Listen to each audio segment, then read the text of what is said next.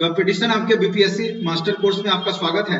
और आज मैं आपको GS2 पेपर जो 66 में हुआ था उसका एनालिसिस करूंगा और मैंने जो लिखा था और हमें किस प्रकार से मार्क्स दिए गए थे उसकी मैं चर्चा करूंगा।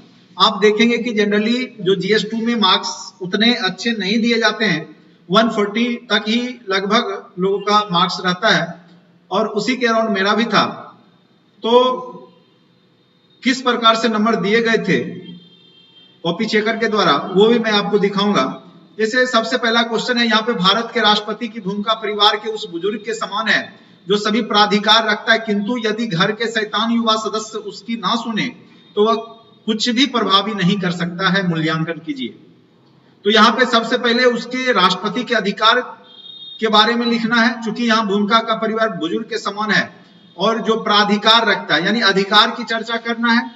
फिर प्रधानमंत्री और राष्ट्रपति के बीच में जो संबंध है, आप देखेंगे कि प्रधानमंत्री के द्वारा ही राष्ट्रपति चुने जाते हैं अपने मंत्रिपरिषद के सदस्यों के द्वारा। तो राष्ट्रपति को बनाने में प्रधानमंत्री का बहुत ही महत्वपूर्ण योगदान होता है और सारा काम जो है प्रधानमंत्री के द्वारा किया जाता है, बस रबर स्टाम्प के रूप में राष्ट्रपति का प्रयोग किया जाता है।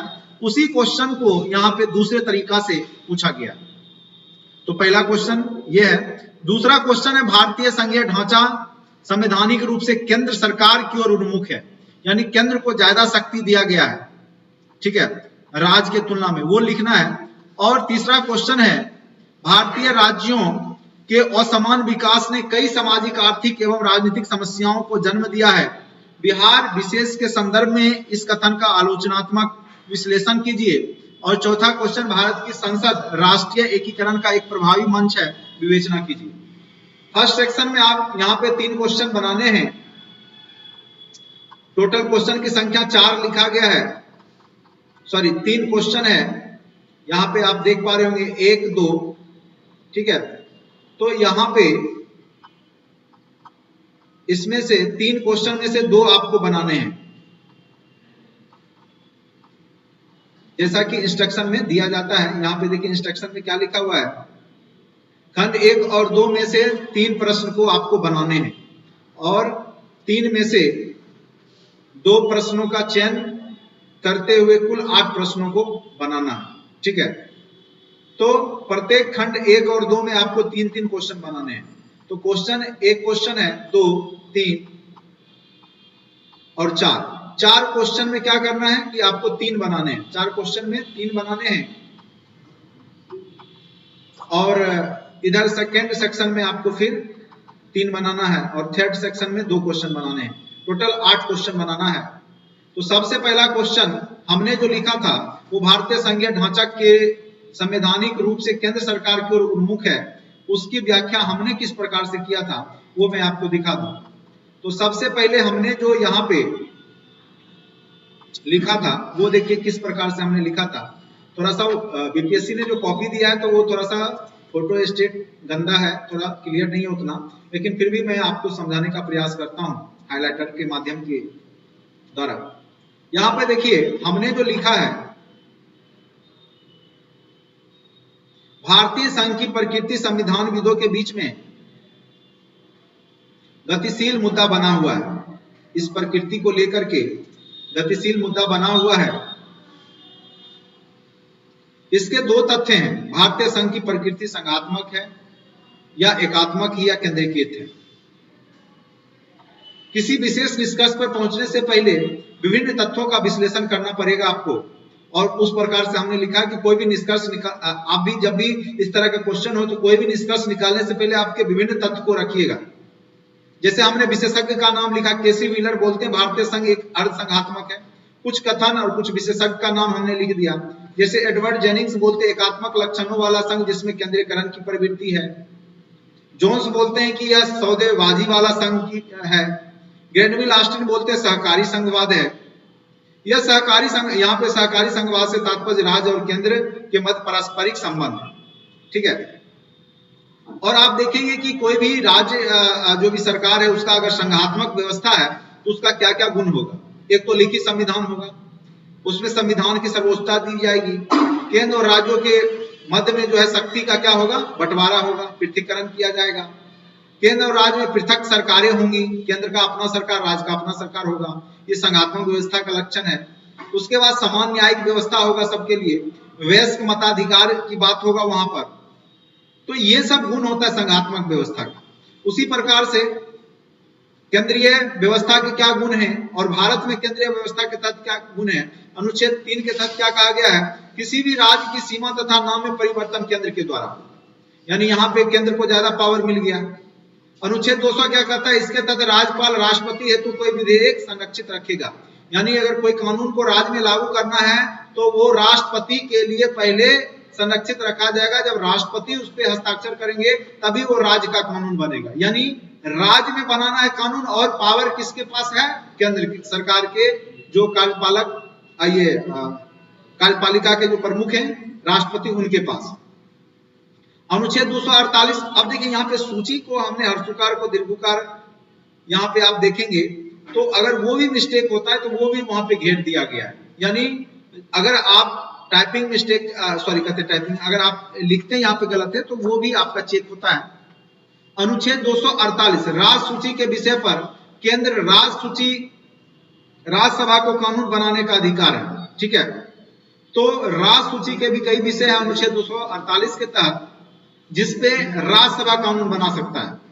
तो यहां पे भी आप देखेंगे कि केंद्र के पास ज्यादा पावर है, क्योंकि राज्य सूची का विषय राज्य को ही केवल कानून बनाना था, लेकिन यहाँ पे राज्यसभा भी उस पर कानून बनाती है। अनुच्छेद 249 के तहत विशिष्ट शक्तियां किसके हाथ में रहेगा, केंद्र के हाथ में रहता है। अनुच्छेद 312 के तहत अखिल भारतीय सेवा के तहत जो पूरे देश में प्रशासनिक व्यवस्था है वो भी केंद्र के द्वारा चलाया जाता है।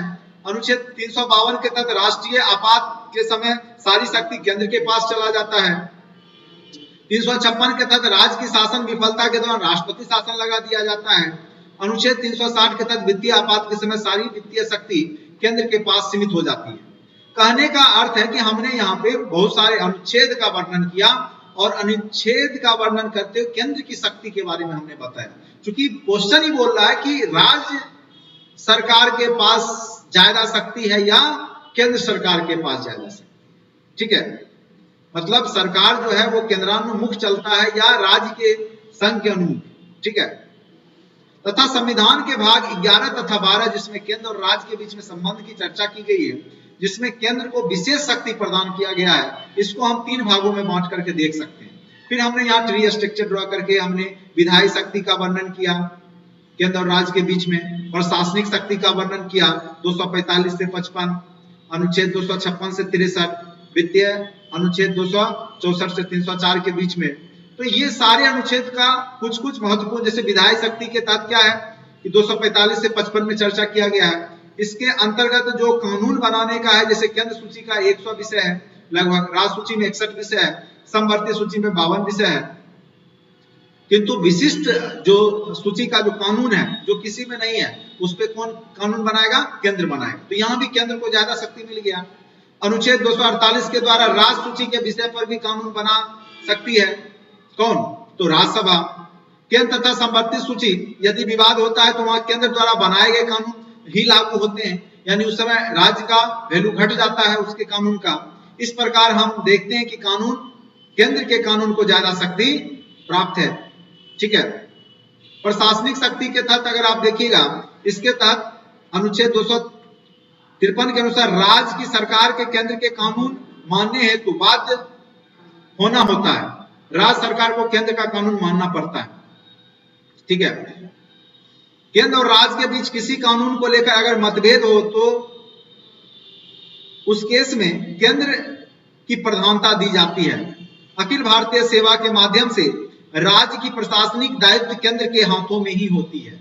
आप देखेंगे IAS IPS जो होते हैं केंद्र के आदमी होते हैं, तो प्रशासनिक स्ट्रक्चर में भी वहां आप देखिएगा मेन हेड पावर आपके राज्य में भी केंद्र का ही आदमी रहता है वो। ठीक है, अखिल भारतीय सेवा से आते हैं। फिर विधायी शक्ति के रूप में अनुच्छेद 280 के तहत वित्तीय बजट तैयार करने का काम केंद्र का है।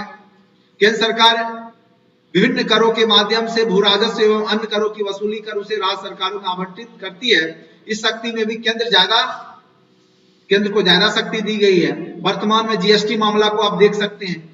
जिस कारण से केंद्र और राज्यों के बीच विवाद की भी स्थिति बनी हुई है। यानी कर भी आपके राज्य में, पूरे देश में केंद्र के द्वारा ही लगाया जाता है। तो लास्ट में फिर हमने निष्कर्ष में क्या लिखा, इस प्रकार हम पाते हैं कि संवैधानिक रूप से भारत में संघात्मक व्यवस्था है, किंतु व्यवहारिक रूप से देखें तो इसमें केंद्रीयकरण की प्रवृत्ति दिखाई देती है, यानी केंद्र को राज्य से ज्यादा शक्ति प्रदान की गई है। ठीक है, और हमें कितने मार्क्स दिए गए हैं? 20 मार्क्स, जो कि अच्छे मार्क्स हैं। अगर आप 50% प्लस पेपर 2 में आपको मार्क्स दिया जा रहा है तो आपके अच्छे मार्क्स, उसमें कोई शक नहीं है, नो डाउट, बहुत अच्छे मार्क्स। 20 मार्क्स अगर दे दिया गया 38 में, तो यानी 50% प्लस अगर मार्क्स मिलता है आपको GS2 में, तो वो बहुत अच्छे मार्क्स होते हैं। आप देख पा रहे होंगे कि हमने जो आंसर राइटिंग किया है, कहीं से कोई भी बिंदु को हमने नहीं छोड़ा, कहीं से कोई कमी हमने नहीं छोड़ा। विशेषज्ञ कथन हमने बताया, फिर हमने केंद्र के बहुत सारे अनुच्छेद के द्वारा बताया, फिर हमने तीनों की शक्तियां बांट करके दिखाया, और इस प्रकार से हमने इसको 4 पेज में अच्छे से पूरा फुल लिख करके इसको लिखा, तब हमें 20 मार्क्स दिए गए।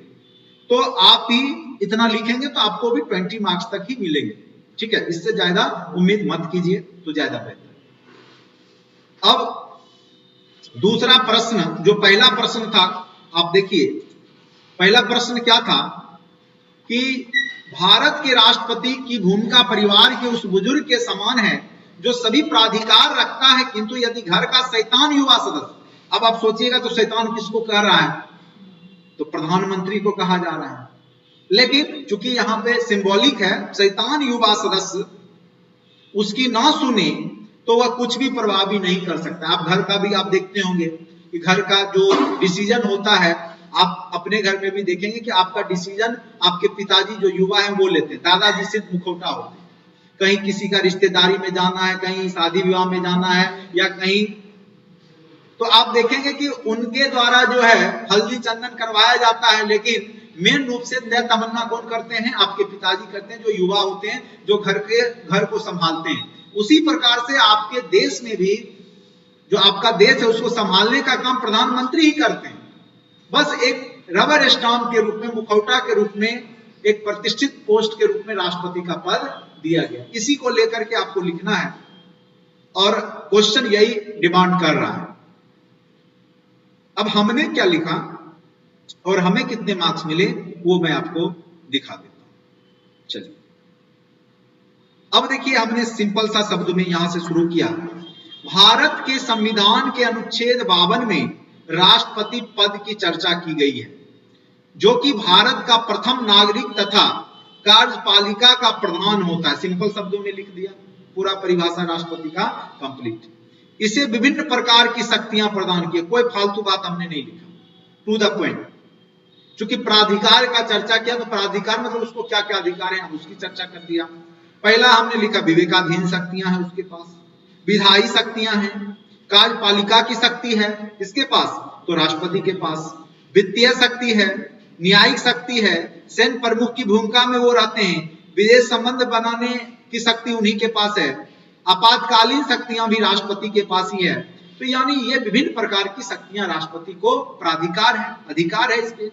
इन शक्तियों के माध्यम से भारत के संविधान से राष्ट्रपति को सर्वोच्च शक्ति देने का प्रयास किया गया है। ठीक है, किंतु व्यवहारिक रूप से देखें तो राष्ट्रपति एक मात्र क्या है, मुखौटा के रूप में काम करते मालूम पड़ते हैं। वास्तविक शक्ति प्रधानमंत्री के हाथों में ही होती है। इसका प्रमुख कारण भारत का राष्ट्रपति के निर्वाचन में प्रधानमंत्री की अहम भूमिका होती है।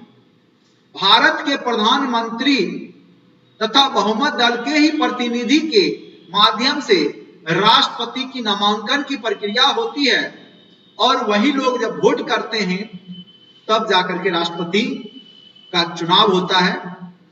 अतः प्रधानमंत्री तथा मंत्रिपरिषद जिस व्यक्ति को राष्ट्रपति बनाना चाहें उसको बना सकते हैं। ऐसे में राष्ट्रपति प्रधानमंत्री के हाथों की कठपुतली की तरह कार्य करते हैं। अब जिसको वो बनाएगा तो वो तो बात मानेगा ही, स्वाभाविक सी बात है।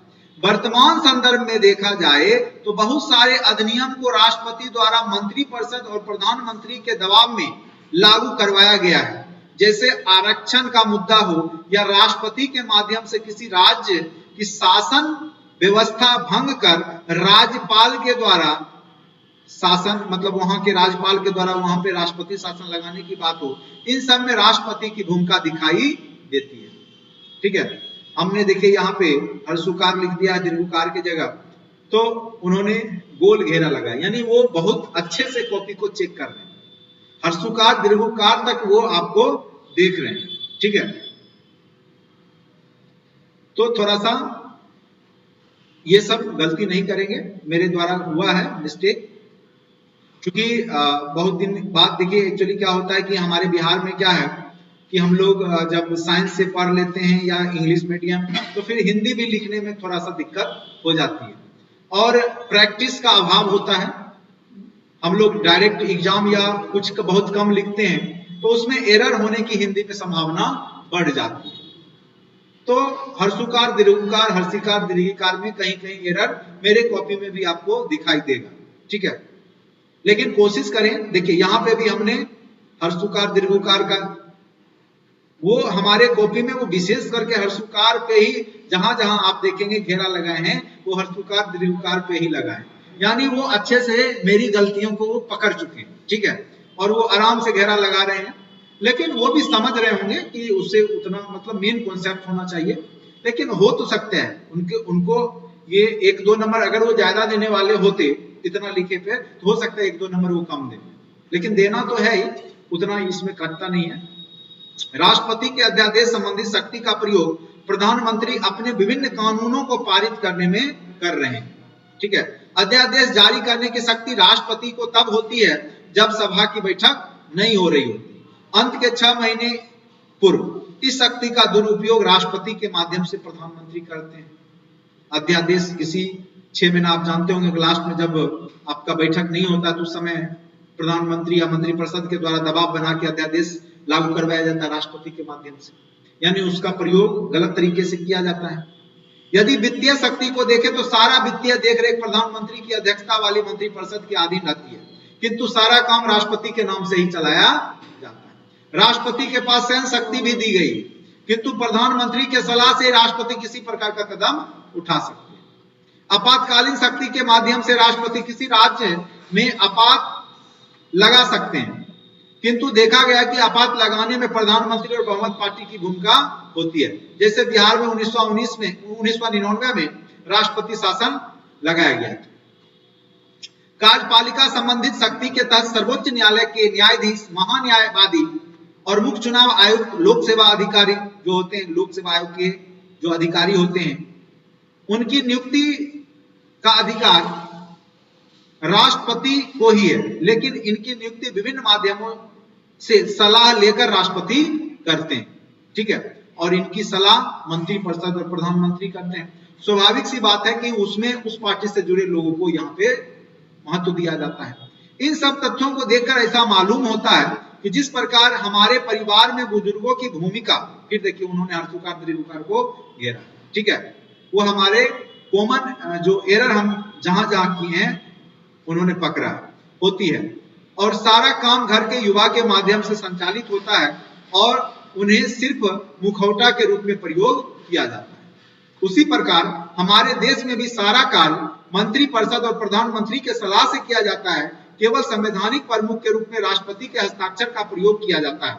यानी कुल मिलाकर हम कह सकते हैं भारत के संवैधानिक प्रधान राष्ट्रपति हैं, किंतु वास्तविक प्रधान हमारे प्रधानमंत्री ही हैं।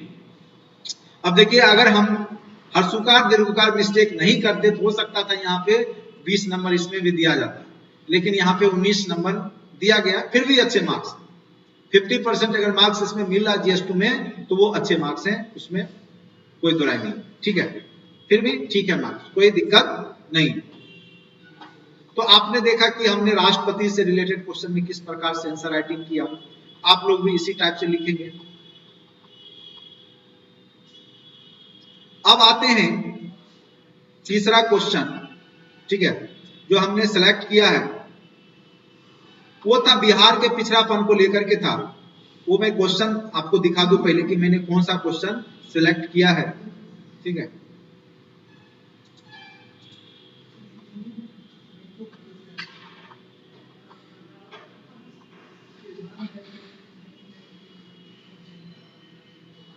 देखिए यहाँ पे 3 नंबर जो क्वेश्चन है, भारतीय राज्यों असमान विकास में कई सामाजिक आर्थिक राजनीतिक समस्याओं को जन्म दिया है। बिहार विशेष के संदर्भ में आलोचनात्मक विश्लेषण कीजिए, यही क्वेश्चन है। यानी क्या कह रहा है क्वेश्चन, भारतीय राज्यों के असमान विकास में, यानी सभी राज्यों का विकास समान रूप से नहीं हुआ है, जिस कारण से बिहार में भी समान विकास नहीं हुआ, तो सामाजिक आर्थिक राजनीतिक समस्याएं पैदा हुई। इसको बिहार विशेष के संदर्भ में आपको लिखने के लिए बोल रहा है। आलोचनात्मक परीक्षण करना है, आलोचना करना है। अब हमने क्या लिखा उसको हम आपको दिखा देते हैं।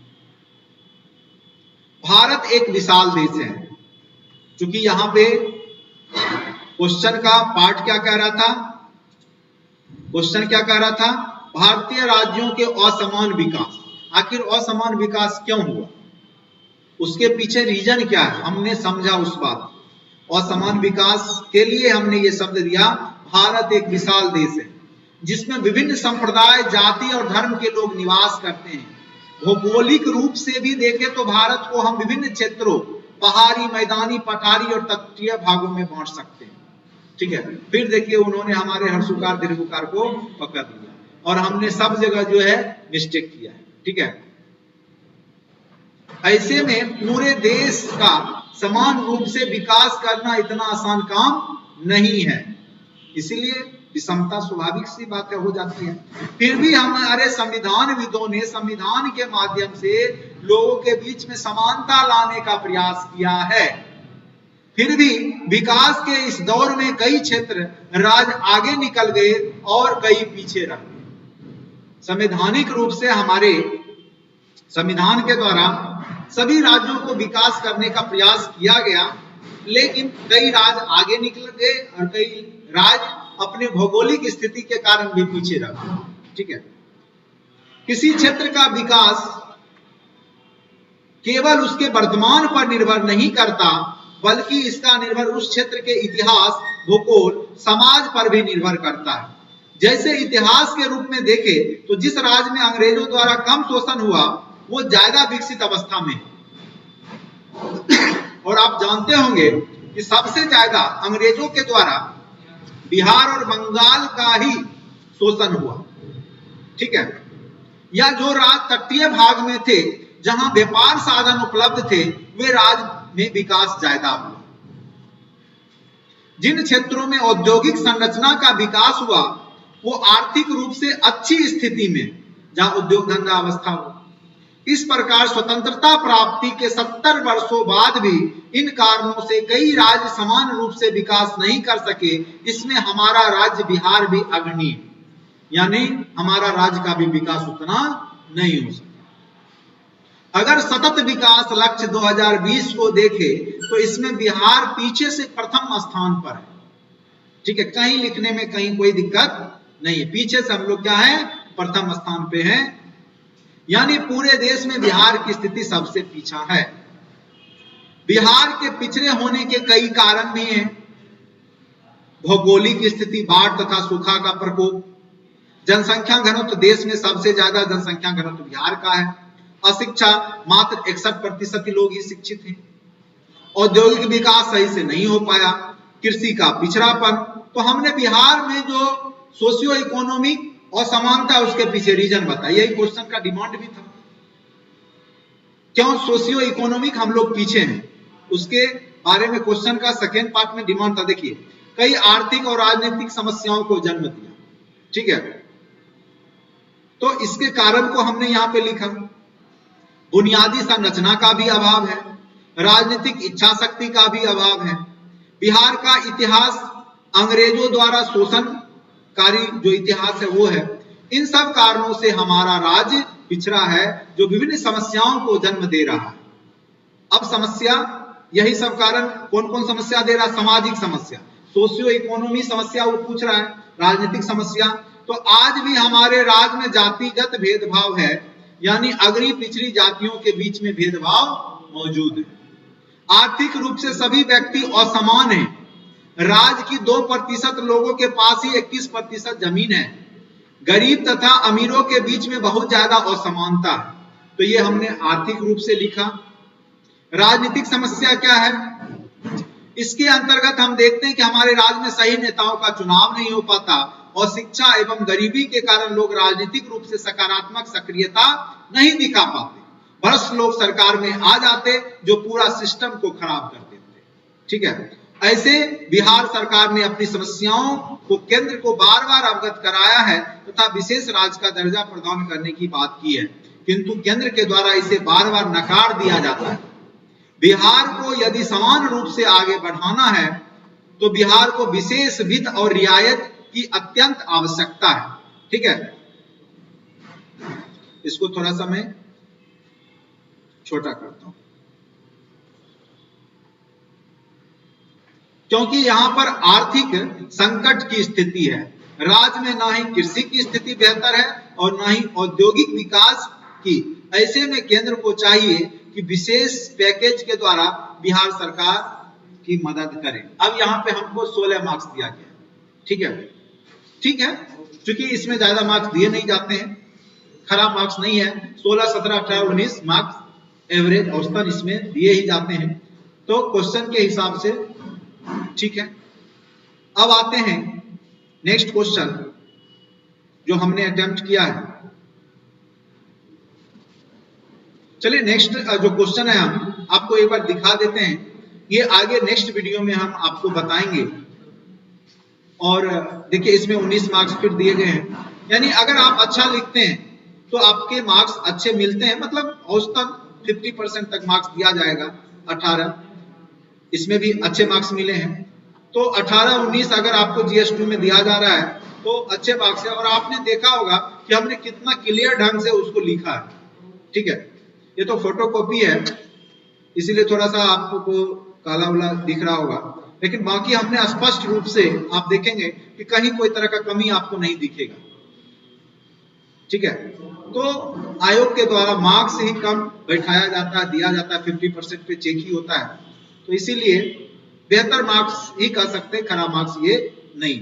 नेक्स्ट वीडियो में नेक्स्ट क्वेश्चन को हम आपको बताएंगे।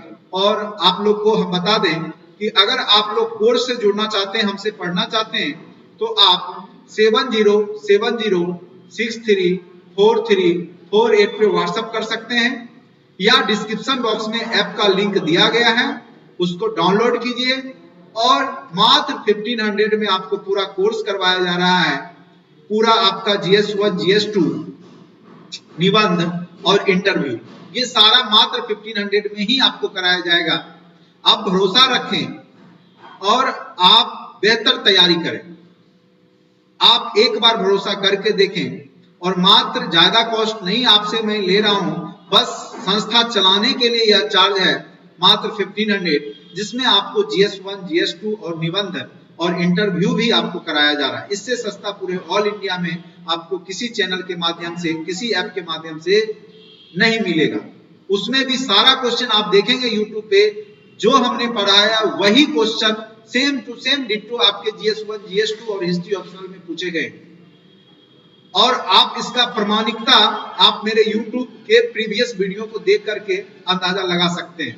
आप जरूर देखें प्लेलिस्ट में जाकर के, हमने क्या पढ़ाया था 67th में, और क्वेश्चन में जो पूछा गया था क्या उससे बाहर क्वेश्चन पूछे गए थे या हमारे द्वारा पढ़ाए में से ही थे। तो आप पाएंगे कि 100% क्वेश्चन हमारे द्वारा क्लास में जो क्वेश्चन नहीं भी मिलने वाला था वो भी हमारे द्वारा पढ़ाया जा चुका था और वो क्वेश्चन टकराया था। तो जो लोग हमारे चैनल पे पहले से हैं उनको तो पता है, लेकिन चूंकि यह नया चैनल है और अभी 1-2 महीना से इस पे काम हो रहा है, तो आप लोग ज्यादा से ज्यादा संख्या में जरूर इसको सब्सक्राइब कीजिए, जुड़िए, लोगों के बीच में शेयर कीजिए। अच्छा लगता है तो लोगों को बताइए और अपनी तैयारी को भी बेहतरीन कीजिए। तो आज के वीडियो लेक्चर में इतना ही। Thank you so much watching for this video.